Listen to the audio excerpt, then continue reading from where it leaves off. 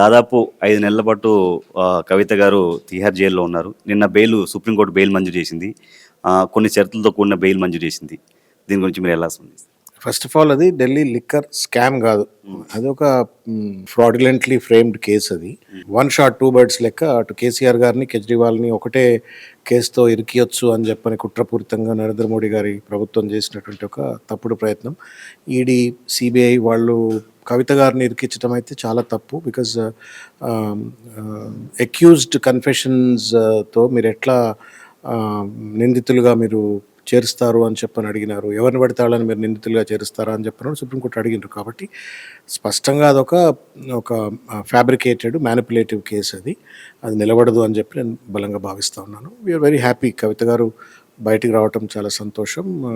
ఇంకా కూడా ఈ 5-5.5 సంవత్సరాల ఈ అనుభవంతో ఇంకా బలమైనటువంటి ఒక రాజకీయ శక్తిగా, నాయకురాలుగా తను ప్రజల కోసం, తెలంగాణ అస్తిత్వం కోసం, తెలంగాణ సంస్కృతి కోసం ఇంకా బలంగా పనిచేస్తారని చెప్పి నేను భాషిస్తున్నాను. నిన్న కవిత గారు జైలు నుంచి బయటకు వస్తూ జై తెలంగాణ నిదానం కొంచెం ఎమోషనల్ అయ్యారు. నేను తెలంగాణ బిడ్డని, కేసీఆర్ బిడ్డని, ఏ తప్పు చేయలేదు, నేను మామూలుగా మొండిదాన్ని, అలాంటిది నన్ను జైల్లో ఇచ్చి జగమొండిని చేశారు, వచ్చినాక ఎవరి కాళ్ళకు వడ్డిస్తానని చెప్పి అన్నారు. వడ్డీతో పాటు సహా చెప్తానని చెప్పారు. దీని గురించి అంటే తప్పుడు కేసు కదా, ఒక తప్పుడు కేసు కాబట్టి తప్పనిసరిగా 5.5 నెలల పాటు తనని చాలా ఇబ్బందికి గురి చేసినారు. ఒక చిన్న 4-5 ఫీట్ల వైశాల్యం ఉన్నటువంటి చిన్న రూము, తర్వాత దాంట్లో 3-4 మొత్తం చొప్పించటము, తర్వాత తన గైనిక్ ప్రాబ్లమ్స్ రావటము, బీపీ రిలేటెడ్ ప్రాబ్లమ్స్ రావటము, ఆరోగ్యం అంతా కూడా దెబ్బతినటము, తిండి సరిగ్గా అందుబాటులో ఉండకపోవటం, వీటన్నిటితోటి ఒక రకమైనటువంటి ఒక ఆరోగ్యపరమైనటువంటి ఒక బాధ, తర్వాత మానసికమైన బాధ, ఒక క్రూరమైన చిత్రహింసలకు గురైనట్టుగానే భావించవచ్చు. అవన్నీ తట్టుకొని బయటకు వచ్చిన తర్వాత మనిషికి ఎట్లా ఉంటుంది, ఇప్పుడు రూమ్లో వేసి పిల్లిని కొడితే పిల్లి కూడా పుల్లి లెక్క తిరగబడుతుంది అన్నట్టు. ఇప్పుడు తన పరిస్థితి అట్లే. తను చేయనటువంటి ఒక తప్పుకు 100 కోట్ల రూపాయలు ఎక్కడ మీరు అని పట్టుకున్నారా అని అడిగింది supreme court. You have not recovered 1 rupee కదా, how can you say that 100 crores of money has been transferred అని ఎట్లా చెప్తారు అని చెప్పని అడిగిన తర్వాత చేయని తప్పుకు తనను కేసులో పెట్టి 5.5 నెలలు బంధించి కేసీఆర్ను లొంగదీసుకునే ప్రయత్నం చేసి ఎన్నికల ముందు బట్టగాల్చి మీదేసి కేసీఆర్ ఓటమికి కారణమయ్యేటువంటి ఒక రీతిలో తప్పుడు ప్రచారాలు చేసి అన్ని రకాలుగా విఘాతం కలిగించిన తర్వాత తప్పనిసరిగా అనుభవాలలో నుండి ఒక బలమైనటువంటి ఒక సంకల్ప సిద్ధితోటి, తర్వాత ఆలోచనతోటి కవిత గారు పనిచేస్తారు ప్రజాక్షేత్రంలో అని నేను నమ్ముతున్నా. సార్, ఇంకోటి బండి సంజయ్ గారు ఒక ట్వీట్ చేశారు.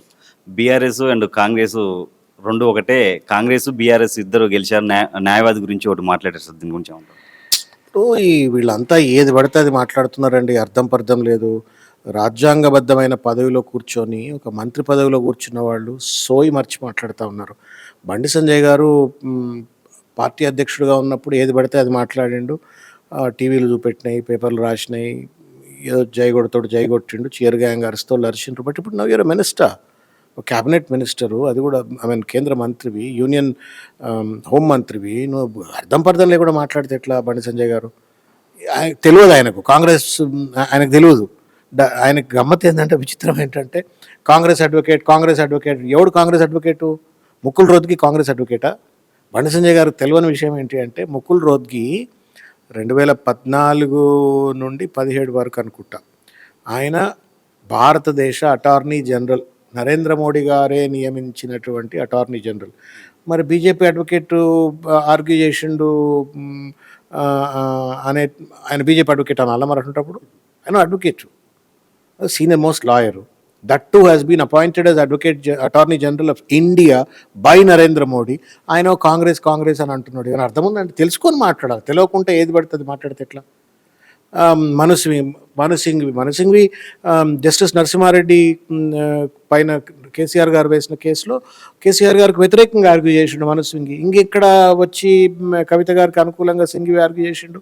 ఫ్యాక్ట్స్ తెలవకుండా ఏది పడితే అది మాట్లాడితే మీ టీవీలో ఏమో ఏది పడితే అది చూపెట్టరి, ఆ పేపర్లో ఏది పడితే అది రాసిరి, వాళ్ళ పబ్బం వాళ్ళ గడుపుకుంటుండి ప్రజలను కన్ఫ్యూజ్ చేసే ప్రయత్నం.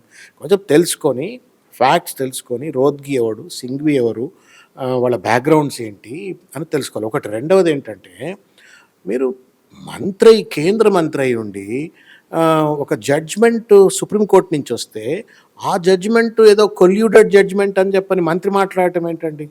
అసలు వాళ్ళని కంటెంప్ట్ ద కోర్టు కింద లోపల పడేయాలి. వాళ్ళని మంత్రి అయితే అయిండు కావచ్చు కానీ లోపల పడేయాలి.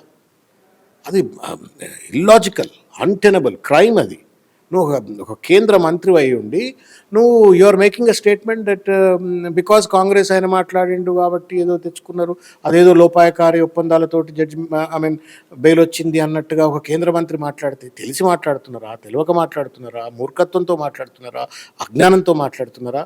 దయచేసి బండి సంజయ్ గారు వాస్తవాలు తెలుసుకొని మాట్లాడాలా. ఏం మాట్లాడితే సహేతుకము, ఏం మాట్లాడకపోతే సహేతుకం అనేటువంటి ఒక విఘ్నత ఉండి మాట్లాడాలని నేను కోరుకుంటున్నాను. ఇంకోటి సార్, కాంగ్రెస్ వాళ్ళేమో బీజేపీ వాళ్ళేమో బీఆర్ఎస్ని కాంగ్రెస్లో కలగబోతుంటారు. కాంగ్రెస్ వాళ్ళేమో నిన్న మొన్న కేటీఆర్ గారు 20 మంది ఎమ్మెల్యేలను తీసుకొని ఢిల్లీకి వెళ్ళారు, నెక్స్ట్ డేనే కవిత గారికి బెయిల్ వచ్చారని చెప్పి కాంగ్రెస్ వాళ్ళు అంటున్నారు. ఇప్పుడు కాంగ్రెస్ వాళ్ళకు కూడా దిమాగ్ పనిచేస్తలేదండి. వాళ్ళకు కూడా ఇప్పుడు అంటే రేవంత్ రెడ్డి గారికి నేను I can't say Congress, but Revanth రెడ్డికి దురదృష్టం ఏంటంటే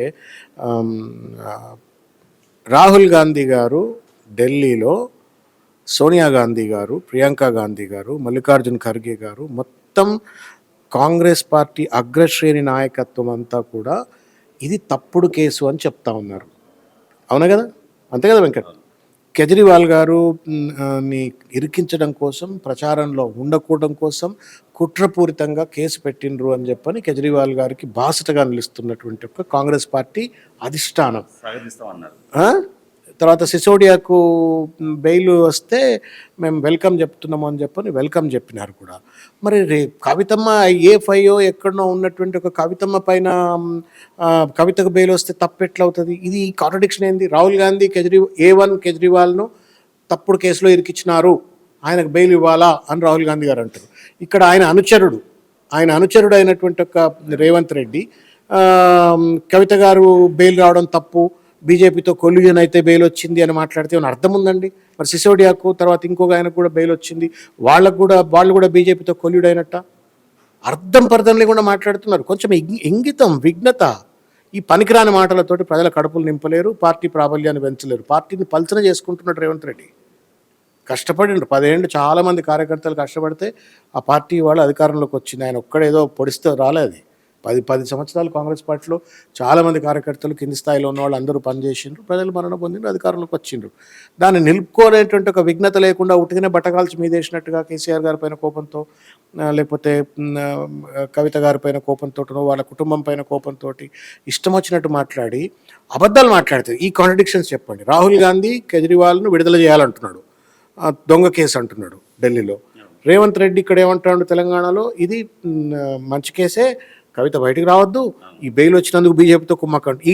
నేను రాహుల్ గాంధీని నమ్మనా లేదా రేవంత్ రెడ్డిని నమ్మనా చెప్పండి? ఏఐసీసీ అధినేత కాబట్టి నేను రాహుల్ గాంధీ చెప్పిందే నమ్ముతా. మీరు ఫస్ట్ ఆఫ్ ఆల్ తెలుసుకోరు, పోయి రాహుల్ గాంధీ గారి దగ్గర మాట్లాడండి. I also appeal. అంటే దురదృష్టం ఇప్పుడు ఇక్కడ మరి ఆ ఇన్ఛార్జీలు ఏం చేస్తున్నారో, ఓ మంచి సిస్టమ్ ఉంటుండేనండి, ఏఐసీసీ ఇన్ఛార్జీలు సిస్టమ్ అదంతా ఉంటుండే. మరి వాళ్ళు ఏం చేస్తుండో అర్థం కావట్లా. నువ్వు ఏఐసీసీని కాంట్రడిక్ట్ చేస్తూ ఉన్నాడు రేవంత్ రెడ్డి ఇక్కడ. ఇన్ ద సేమ్ కేసు ఏఐసీసీని కాంట్రడిక్ట్ చేస్తూ ఉండు. నువ్వు కేజ్రీవాల్ను అవమానపరుస్తున్నావు. మీ అలయన్స్ పార్ట్నర్ అయినటువంటి ఒక కేజ్రీవాల్ను రేవంత్ రెడ్డి అవమానపరుస్తూ ఉండు, అది కూడా ఒక ముఖ్యమంత్రి హోదాలో ఉండి.